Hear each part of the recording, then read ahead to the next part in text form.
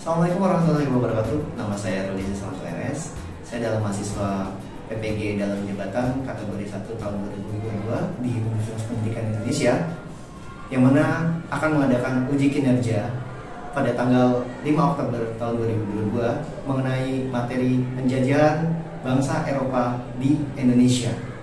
Saya bertugas di SMK 9 Jakarta, dan mengenai video tersebut mari kita saksikan sama-sama.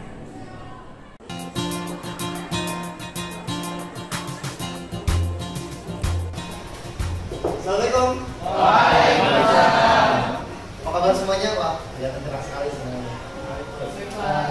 Semoga di hari ini kalian selalu mendapatkan kesehatan dan mendapatkan rahmat dari Tuhan Yang Maha Esa, dan juga selalu terselamatkan sampai kejadian-kejadian yang tidak mengenakan tertimpa sama kita semua. Oke, sebelum melakukan pembelajaran, kita akan melakukan berdoa terlebih dahulu. Doa akan dipimpin oleh Ustaz. Silakan, Ustaz.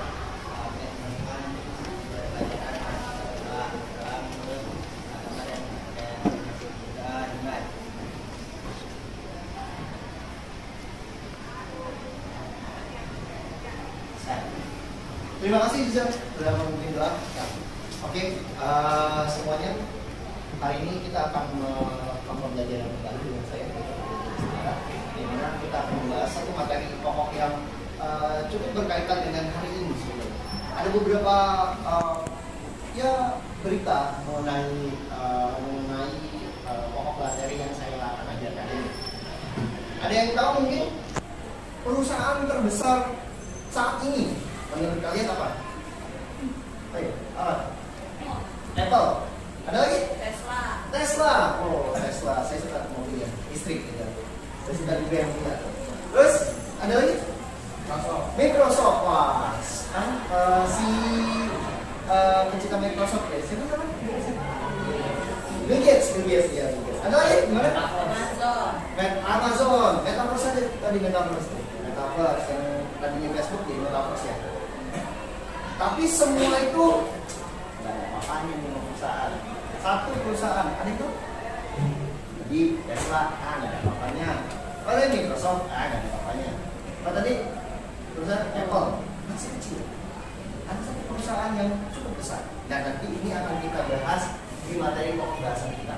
Yang lalu kita membahas mengenai kedatangan bangsa Eropa atau bangsa Barat ke Indonesia, ke wilayah Nusantara, yang mana ada Portugis, ada Spanyol, ada Inggris yang datang ke sini, bahkan ada juga Belanda yang muncul. Nanti kita akan bahas lagi mengenai Belanda bagaimana dia masuk ke sini. Nah, ini adalah sebuah perusahaan yang mana perusahaannya ini gede, tapi ada di tempat kita sekarang yang kalian mungkin di mana? Di sekolah kalian? Bisa jadi, tapi karena sebetulnya wilayah kekuasaan mereka tuh besarnya di sini, di daerah Tanah Pasir, di daerah Penjaringan. Yang mulai Tanah Pasir siapa nih? Mulai Tanah Pasir? Amer, sini, mulai Tanah Pasir, Penjaringan. Dan mungkin ada yang bendera tuh karena ada Ruang Malaka ya, ada itu juga itu daerah gitu. Perusahaan apa sih? Nah, sebelum itu kita lihat dulu. Tahu nggak? Kita lihat.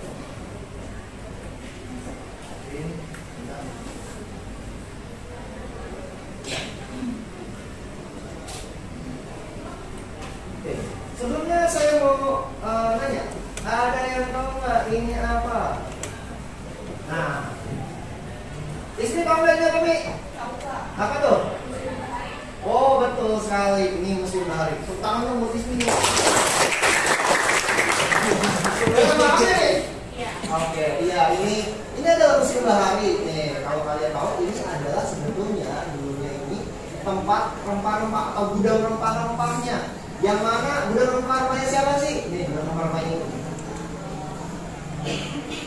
Nih, Vereniging Oost-Indische Company atau VOC. Vereniging artinya perserikatan, Oost artinya timur, Indische artinya India, Company yang orang Betawi pasti tahu tuh, itu suka ngomong company. Nah dari sini nih company yang artinya adalah perusahaan sebenarnya. Orang-orang Belanda mereka disebutnya company. Kenapa? Karena sebetulnya ini nih. Dan ini sebenarnya dari Belanda, makanya dibilang company. Pakai seragam topeng monyet. Kenapa sih kita suka kayak gitu ngomong seragam topeng monyet? Karena kenapa? Topeng monyet yang ada di Prancis dan di Eropa itu biasanya dipakai pakaian seperti tentara-tentaranya VOC. Makanya bilang tentara topeng monyet, seragam topeng monyet. Karena kalau arti itu juga bilang ini VOC, company.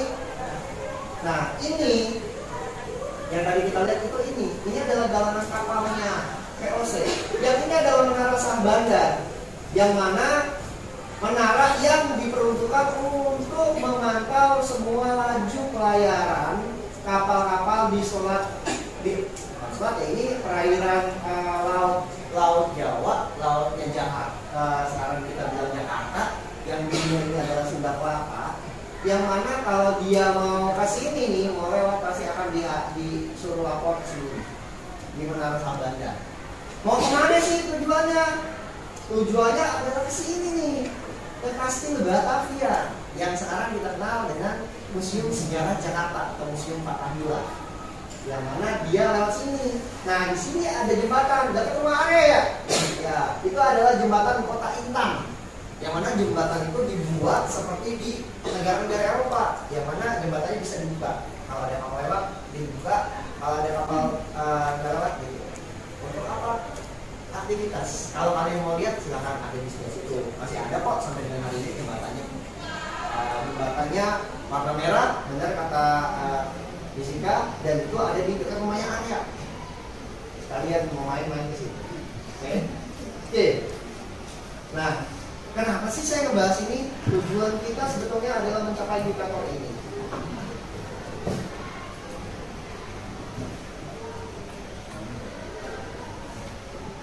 Indikator yang akan kita capai yaitu yang pertama, kita bisa menganalisis proses berdirinya VOC. Yang kedua yaitu menganalisis perkembangan fungsi dagang VOC di Indonesia. Apakah di Indonesia doang? Sebenarnya VOC banyak. Iya, perdagangannya sampai ke semua, bukan hanya, tapi kan bukan di wilayah kantor pusat ya. Pusatnya atau lebih difokuskan di India Timur atau di sini sekarang yang kalian berdiri di Indonesia. Yang ketiga adalah menganalisis faktor penyebab VOC bisa menjadi perusahaan besar. Apa sih bisa menjadi perusahaan besar? Nah yang ini adalah keterampilan kalian nanti diuji mengolah informasi. Nanti kalian ditugaskan oleh saya mencari informasi kenapa sih, faktor-faktornya apa yang menyebabkan VOC bisa menjadi perusahaan terbesar. Tujuannya apa sih kalian belajar ini? Ya, tujuannya sebetulnya adalah untuk menganalisis sebenarnya latar belakang orang-orang Eropa datang sini itu apa. Yang kedua, kalian bisa melakukan menganalisis proses berdirinya VOC yang benar. Yang ketiga yaitu menganalisis perkembangan fungsi dagang VOC.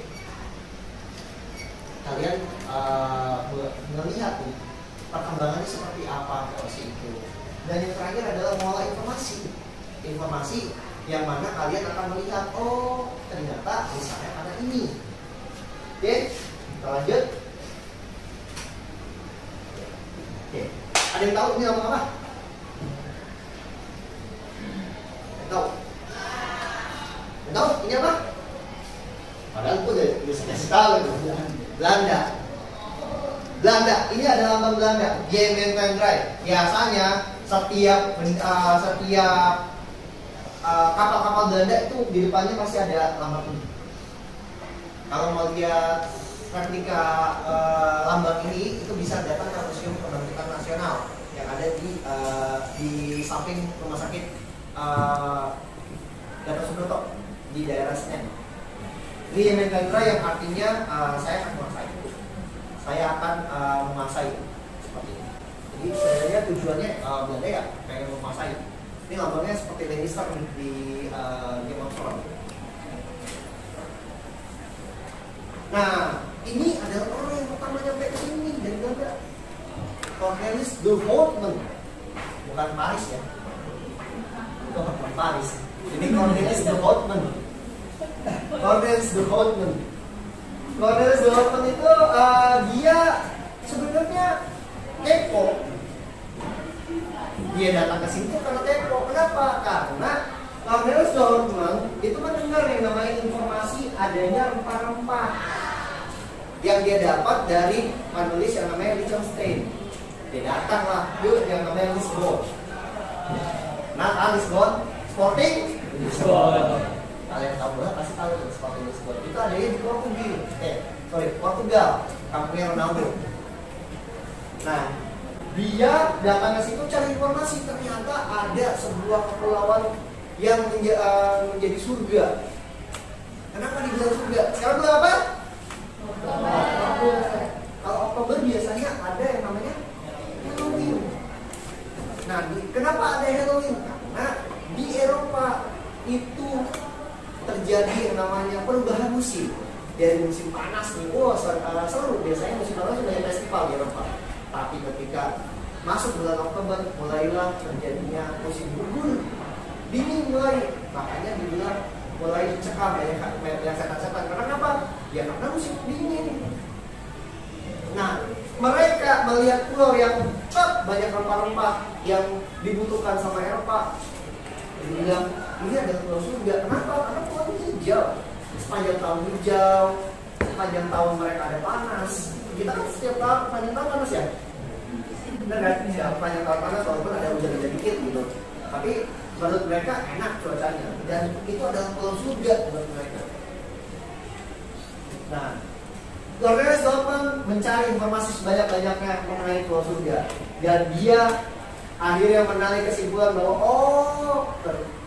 sumbernya itu Bantam atau yang biasa dibilang Banten. Dia melakukan yang namanya akhirnya melakukan ekspedisi di tanggal 2 April 1535 dari Belanda untuk mencari yang namanya Bantam atau Banten. Ternyata berlayar itu nggak kayak Luffy di One Piece. Ya senang-senang aja. Ternyata di catatan di buku Russell Southall di Amsterdam, A History of the World's Most Liberal City di tahun 2013 menyatakan bahwa Cornelis de Houtman bawa masak banyak, tapi selama 6 bulan sudah hampir seperempat dari awaknya itu meninggal. Kenapa? Lautnya keras, sangat-sangat keras. Itu kehilangan nyawa. Dan ternyata mereka nyampe ke Banten itu cuma 249 orang di tanggal 27 Juni 1596. Tadi 1595 ya, 1 tahun sampai ke Banten. Sampai di situ. Disambut dengan bagus? Iya. Sama orang-orang Banten karena kenapa? Cornelis de Houtman ternyata kaget, dia udah banyak yang sini. Orang Portugis, orang Spanyol, orang Inggris bahkan udah dagang ke sini, ke daerah Bantam atau Banten. Kaget, wah. Mereka tinggal di situ, stay di situ, nyata ternyata ada yang namanya culture shock atau gegar budaya. Mereka kaget nih, kok gini, orang-orangnya seperti ini. Ternyata menurut orang-orang Banten, orang-orang Belanda itu punya tata krama, sopan santun. Makanya mereka banyak melakukan yang namanya kejahatan menurut orang-orang Banten. Banyak yang ditawan. Karena hal itu, Cornelis de Houtman akhirnya melakukan yang namanya penebusan terhadap anak-anak buahnya untuk dibebaskan. Dengan perjanjian, dengan catatan dari Sultan Banten bilang, lu pergi, jangan di sini. Akhirnya mereka cabut. Setelah dari sini nih, ternyata Belanda tidak nyerah. Karena apa? Ternyata di situ pusat jalan rempah. Akhirnya mereka melakukan ekspedisi lagi, gitu loh. Lanjutan di tahun 1598 sampai 1600. itu ada Jakopanek di 1509 dengan anak buahnya yaitu Wilbrand dan Warwick yang tujuannya sama ke wilayah Nusantara, tetapi wilayahnya berbeda, yaitu di Kepulauan Maluku yang mana itu adalah pusat rempah-rempah yang sudah didatangi oleh pedagang-pedagang dari Inggris. Nah, dari sinilah mulai namanya perdagangan rempah-rempah di Belanda. Tetapi ya karena manusia ya, akhirnya Belanda menjadi pusat perdagangan. Awalnya di Lisbon di Portugal, dia akhirnya melakukan perdagangan, tapi mereka adalah swasta sebenarnya Belanda. Banyak tuan tanah di Belanda yang ya ngadain ekspedisi sendiri, jalan, ambil rempah-rempah ke wilayah Nusantara. Terus mereka balik dengan hasil sendiri, terus rempah-rempahnya dijual dengan harga sendiri. Makanya mereka bersaing tuh, pedagang-pedagang Belanda. Karena persaingan itu, akhirnya Belanda dia kalah dengan Portugis dan Spanyol serta Inggris. Kemudian Inggris juga mengeluarkan yang namanya perusahaan AAC, East Indies Company. Nah, dari situ Raja Belanda akhirnya mikir, oh, kalau kita kerja sama, kasih untung nih buat Belanda juga untungnya. Akhirnya mereka membuat kesepakatan, gimana kalau kita bikin perusahaan. Awalnya ada 4 pengusaha nih. Di tanggal 20 Maret 1602 mereka dari Brabantse Company, kemudian Company van Verwey, kemudian ada juga Company van der Mocher, dan ada juga Versi Company, itu mendirikan yang namanya Vereniging Oost-Indische Company atau Perserikatan Dagang India Timur. Yang buat apa? Buat dagang rempah-rempah. Dagang rempah-rempah.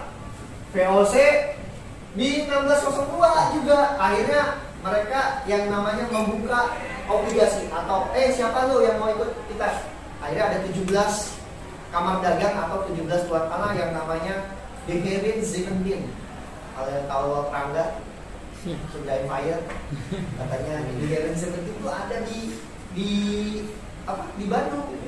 Sebenarnya De Heren 17 itu adalah 17 tuan tanah atau 17 pengusaha yang ada dari Belanda yang mendirikan VOC. Jadi VOC. Sekarang kantornya ada tuh di Belanda. Mendirikan VOC. Nah, 17 tuan tanah ini melakukan yang namanya ngumpulin dana. Sebenarnya VOC itu bukan negara. VOC itu adalah perusahaan yang dikumpulin dananya sama orang-orang pengusaha. Buat apa? Ini saham pertama yang ada di dunia. Perusahaan yang menjual saham pertama di dunia itu VOC. Sebelum perusahaan-perusahaan lain yang akan menjual saham, VOC dulu yang jualan. Nah, oleh sebab itu di tanggal 20 Maret ini akhirnya mereka melakukan yang namanya pendirian VOC. 1622 VOC melakukan perjalanan pertama kalinya ke daerah India Timur, melakukan ekspedisi, dan mereka akhirnya bisa menguasai wilayah India Timur. Dan VOC diberi hak istimewa sama negara Belanda, yaitu hak oktroy namanya, yang mana mereka disetujui untuk melakukan yang namanya monopoli. Kemudian yang namanya ekstripasi. Ekstripasi itu apa sih, Pak? Ekstripasi itu contohnya misalkan sushi, nanam, kemudian dia panen dong. Kemudian Romi nanam, panen juga. Semakin lama kan semakin banyak, harga makin turun. Nah, itulah yang dikhawatirkan Belanda. Kalau harga yang turun, Belanda rugi dong. Akhirnya melakukan yang namanya pemusnahan pohon rempah-rempah. Jadi ekstripasi itu pemusnahan komoditas rempah-rempah agar harganya bisa naik. Seperti itu. Nah, kemudian ada yang namanya melakukan pelayaran homi. Pelayaran homi ini adalah pelayaran yang ditujukan untuk melakukan patroli sebenarnya, supaya tidak ada yang namanya jualan rempah-rempah selain VOC di wilayah Hindia Belanda, di wilayah Indonesia itu tidak boleh selain VOC. Makanya mereka akan yang namanya memusnahkan kapal-kapal yang melakukan perdagangan. Di sini dipakai layar komik. Nah, tetapi kemudian mereka juga biar untung itu melakukan yang namanya politik adu domba, divide et impera. Divide et impera ini apa? Melakukan adu domba. Makanya supporter sepak bola nih pada fanatik itu yang menyebabkan Indonesia tidak pernah satu. Kenapa? Ini warisan dari Belanda, divide et impera. Politik adu domba, yang mana mengadu domba semua orang yang ada di Indonesia. Oke, politik adu domba sampai dengan hari ini. Kenapa sih Tionghoa dan orang pribumi selalu ada aja konfliknya? Karena apa? Karena ini politik divide et impera ini. Oke. Tapi di tanggal 31 Desember 1799 akhirnya VOC bangkrut selama 194 tahun. 198 tahun. 198 tahun berkuasa. Akhirnya bangkrut. 198 tahun loh, bayangin. Perusahaan mana yang 198 tahun masih eksis? Dan dia kalau nggak korupsi, orang-orang yang korupsi pasti bakalan jadi perusahaan terkaya di dunia. Sangat-sangat kaya. Tapi sampai dengan hari itu pun masih kaya sih. Masih kalau digabungin antara Microsoft, Tesla, Tencent yang biasa main game-game itu, Tencent, kemudian Amazon, yang kemudian Netflix, ya masih miliar terus. Menurut data loh itu ada. Oke. Nah, oleh sebab itu saya, ini adalah rute pelayaran yang ini Belanda nih, sini. Semuanya berujung di sini dulu, Tanjung Harapan. Nah, oleh sebab itu saya berharap kalian akan saya bagikan agar kerja kalian untuk mencari kenapa sih Belanda VOC itu bisa menjadi sebuah perusahaan terkaya dan terbesar sampai dengan hari ini dalam catatan sejarah. Silakan kalian diskusi, berdiskusi dengan teman kalian di sebangku kalian dan mencari informasinya melalui artikel yang ada di handphone kalian. Ya, jadi cari informasinya di handphone kalian masing-masing. Ini saya bagikan terlebih dahulu.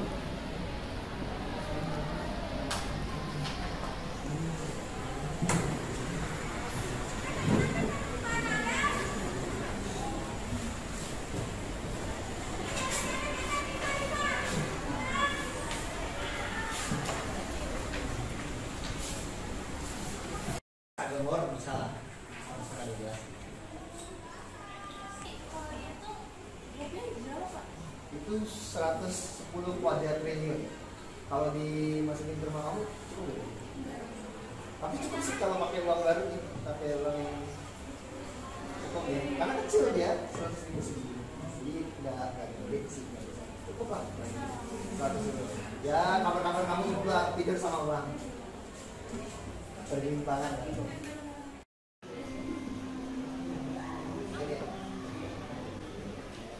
Cari aja ini pertanyaannya.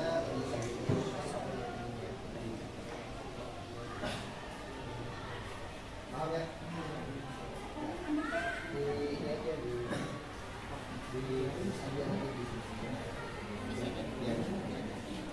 diskusi aja.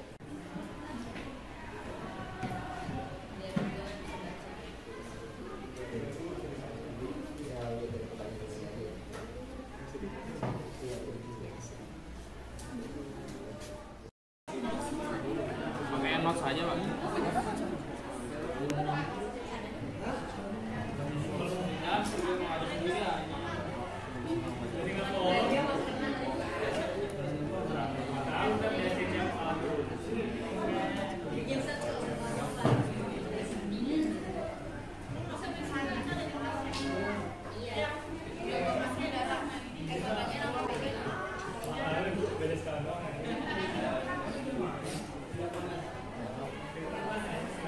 kamu perusahaan yang cukup besar saat ini apa? Tesla. Kenapa Tesla? Karena masih catatan sejarah rata-rata di dunia. Oh. Kalau menurut kamu bisa nggak sih Tesla itu mengalahkan Nvidia? Nggak bisa. Soalnya dari sisi dari ini udah beda. Dari apa? Dari bisnis. Bisnisnya beda. Soalnya rampak-rampak paling laku kan zaman ini. Oke, ya sudah semua. Sudah semua? Oke, sudah. Oke. Untuk kita melihat hasilnya, bagaimana POC menjadi perusahaan terbesar di dunia, saya akan menunjuk beberapa teman kalian untuk memberikan statement setelah kalian. Ya, nggak pilih nggak apa-apa ya.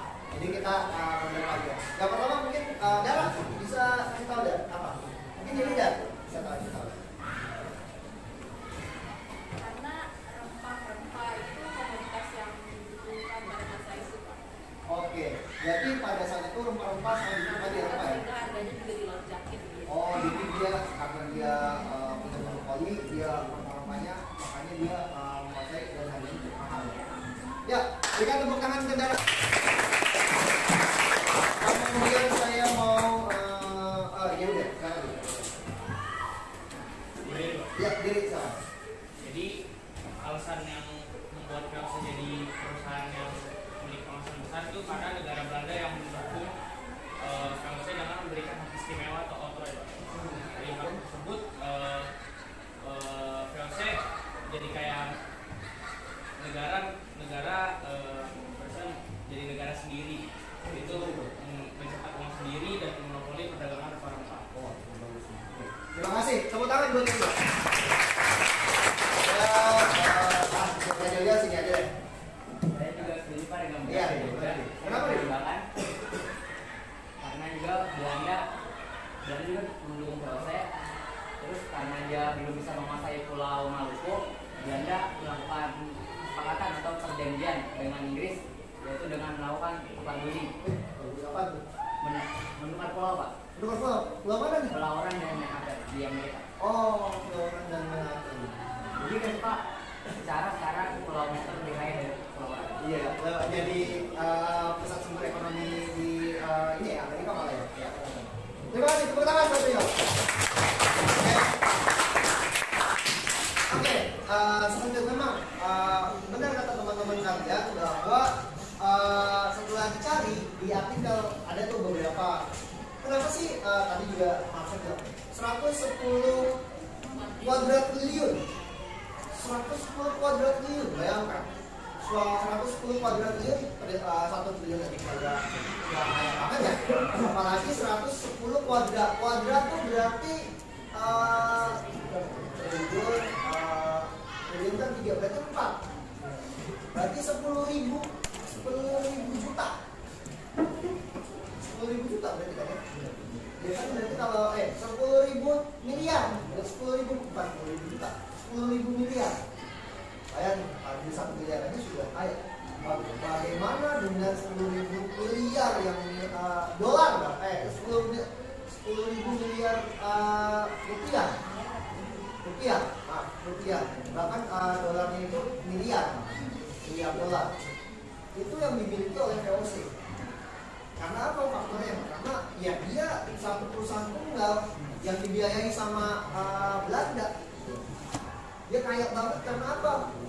Ya rempah-rempah kan nggak awet. Sekali pakai udah buah kan? Bikin wedang jahe. Emang jahenya kalau udah diseduh bisa dipakai? Kan nggak bisa. Bikin apa? Bikin nastar. Cengkehnya kalau sudah dibuat apakah bisa dipakai lagi? Kan tidak. Itu barang habis pakai yang mana dibutuhkan oleh seluruh orang Eropa dan dia menjadi komoditas di Eropa yang diperdagangkan, dihasilkan dan menjadi mata pencariannya VOC yang menjadi pajak buat kerajaan Belanda. Makanya Belanda di negara Belanda tuh kalau kalian lihat kincir angin, terus gedung-gedung Belanda yang tinggi itu sebenarnya hasil dari uang sini. Oke. Kemudian tadi bilang si Deuda bahwa ya didukung sama Belanda. Ya benar didukung. Ada hak oktroy. Hak oktroy itu adalah hak yang diberikan istimewa. Haknya, nih mau dicatat ya. Haknya yaitu hak untuk memonopoli perdagangan. Hak memonopoli perdagangan. Dari saya memonopoli perdagangan Belanda. Yang kedua, hak untuk melakukan perang sama kerajaan-kerajaan setempat, melakukan perjanjian juga. Hak untuk membuat pasukan sendiri, hak merekrut karyawan sendiri, dan yang terakhir adalah hak untuk cetak duit sendiri. Belanda itu bisa cetak duit sendiri. Jadi nikmat Tuhan mana lagi yang diberikan sama VOC sesuai dengan harapan. Nikmat Tuhan mana lagi ya? Karena pendustakan itu akhirnya bangkrut. Betul, pendustakan apa? Karyawannya banyak yang korupsi. Karena karyawan banyak yang korupsi, akhirnya mereka bangkrut, didustakan oleh karyawan sendiri. Ingat, jangan sampai negara kita kayak terus ya. Banyak yang korupsi, tiba-tiba bangkrut negaranya. Saya tidak bisa membayangkan bagaimana negara kita. Hari ini saja, kalau kita lihat di Eropa, banyak yang sudah mulai kelaparan. Pelajar-pelajar di Inggris, mereka kebanyakan makan permen karet untuk menghilangkan rasa lapar di sekolahan. Kenapa? Inggris lagi krisis sekarang. Dan sampai negara kita kayak VOC gara-gara apa? Gara-gara korupsi doang. Oke, makanya kalian sebagai penerus bangsa, kalau bisa jangan sampai korupsi. Oke, oleh sebab itu supaya tidak terjadi korupsi, saya minta handphonenya dikumpulin semua ke depan. Handphonenya semua kumpulin di depan. Ayo silakan kumpulin depan sini di mejanya teman-teman kalian. Kita akan melakukan yang namanya main game berupa hexagon or korupsi. Oke, silakan kumpulkan. Ya, di depan aja. Kumpulin. Nah, ini adalah kelompoknya. Silakan berkumpul dengan kelompoknya masing-masing. Kelompok pertama yaitu Ivan, Deskia, Muhammad Amalino, Naifal, Fatma, dan Lucia, Elicen. Silakan di satu kelompok. Bergabung silakan. Kemudian kelompok kedua yaitu Zuzan. Kemudian ya, Isri, Tasya, dan Nadia. Kelompok tiga yaitu Erdi. Kemudian ada Arya, Rizky, Jessica, Adit. Ayo silakan bergabung dengan kelompok masing-masing. Jangan lupa membawa kertas dan membawa pena untuk ke depan. Silakan, silakan. Oke, semuanya dengarkan. Yang menjadi perwakilan silakan maju ke depan membawa kertas dan pulpen. Silakan. Ayo, silakan. Ayo. Silakan, maju ke depan membawa kertas dan pulpen. Ya, saya silakan. Membawa kertas dan pulpen.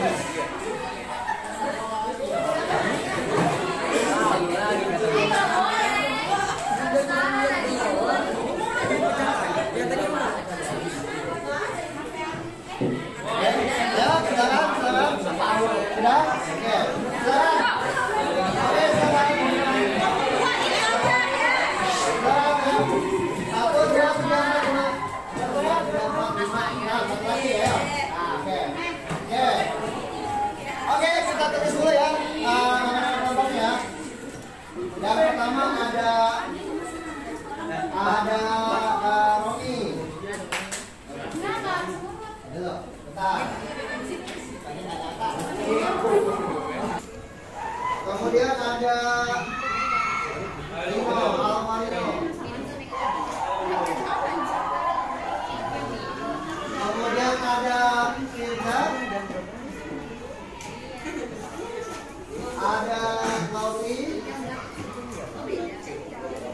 dan ada Adit. Terakhir ada Ida. Oke. Seperti biasa, kalian akan saya kasih modal dulu, dan nanti seperti biasa kalian akan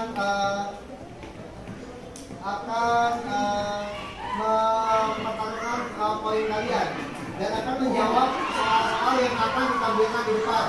Dan kalian silakan berdiskusi dengan teman-teman kalian untuk menentukan berapa poin yang akan kalian pasang dan berapa jawaban apa yang akan kalian jawab. Seperti itu. 1, 2, 3. Silakan balik lagi ke kelompok masing-masing. 1, 2. Oke. Tommy 19, Rima 19, Indra 17, Lofi 18, Adi 19, dan Indah 15. Oke. Ya. Tadi kita sudah belajar mengenai VOC dan mengenai bagaimana VOC bisa berkembang menjadi sebuah perusahaan terkaya di seluruh dunia, di jagat dunia ini. Dan kita juga sudah bermain Hexagon War, yang mana kita having fun ya, kita mendapatkan energi. Yang menang nanti ikut saya, nanti kita ke toko untuk saya belikan jajan. Tepuk tangan terlebih dahulu. Oke, kita tadi sudah membahas mengenai Ark of Troy dari VOC. VOC itu adalah seperti tadi bilang ya udah seperti negara di dalam negara, yang mana VOC itu memiliki hak istimewa. Kemudian juga karena rempah-rempah tinggi, makanya mereka jadi bisa kaya. Seperti itu. Tadi juga gara-gara Cornelis Development ya. Cornelis Development akhirnya semua Belanda bisa datang ke sini. Tadi apa lagi? Ada juga yang namanya politik adu domba? Memusnahkan tanaman? Ekstirpasi. Ekstirpasi itu adalah pemusnahan tanaman. Tadi Belanda melakukan perjanjian dengan siapa untuk menukar pulau? Inggris. Pulau apa? Rin?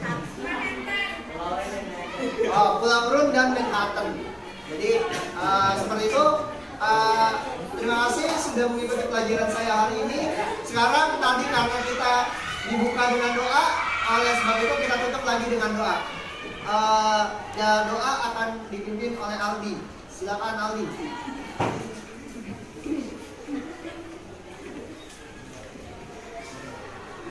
Alangkah baiknya sebelum pembelajaran dari mulai, alangkah baiknya semoga kita berdoa dulu terlebih dahulu agar demi bermanfaat buat kita semua. Berdoa untuk keyakinan masing-masing. Berdoa dimulai.